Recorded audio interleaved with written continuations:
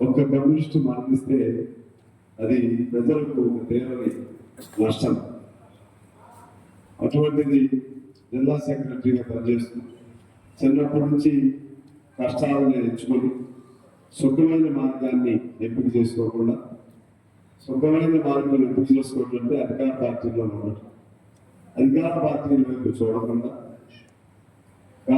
ఏది కోరి కమ్యూనిస్ట్ పార్టీలో ఉండటం అనేది అది ఆ వ్యక్తిత్వానికి, ఆ నిజాయితీకి, సమాజం పట్ల తనకున్న నిబద్ధతకు, మన సిద్ధాంతం కమ్యూనిస్ట్ సిద్ధాంతం అనేది ఈ మానవాళి కోసం పుట్టిన సిద్ధాంతం కోసం తను కూడా ఏదైనా చేయాలని స్పష్టమైన ఆలోచనతో స్పష్టంగానే ఉంటాడు. నాకు తెలిసాను ఆయన ఎందుకంటే మనం మాట్లాడినా కూడా భావజాలం పట్ల అతను పూర్తి అవగాహన ఉన్నది.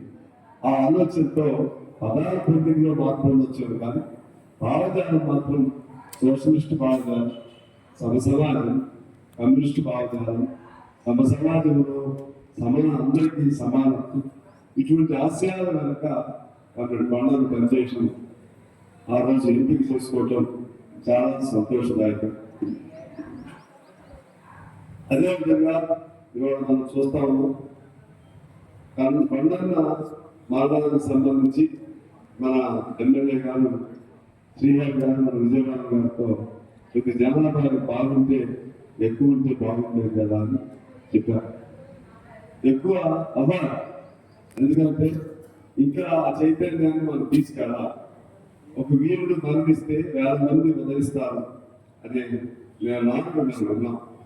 అదేవిధంగా ఇప్పుడు గాన్ని పట్టుకుని తుపాకి పట్టుకుని పోరాటం చేసే యోధులు కానప్పటికీ సిద్ధాంతం తీసుకెళ్ళి అందరూ అధికార పార్టీ పాలకీల్లో ఊరేగడానికి ఉత్సాహపడుతున్నటువంటి సమయంలో ఆ పల్లకి మాకు అవసరం లేదు అని జనంలో నుండి పేద వర్గాల నుండి పనిచేయటం అంటే అదొక నిర్వహిస్తాం, అదొక నాయకత్వ లక్షణం, అదొక వీరత్వం. అందుకనే ఒకటి తుపాకి పట్టే వీరుడైతే మరొకడు జనంలో ఉండి జనాన్ని చైతన్య వీరుడు మన కొండ.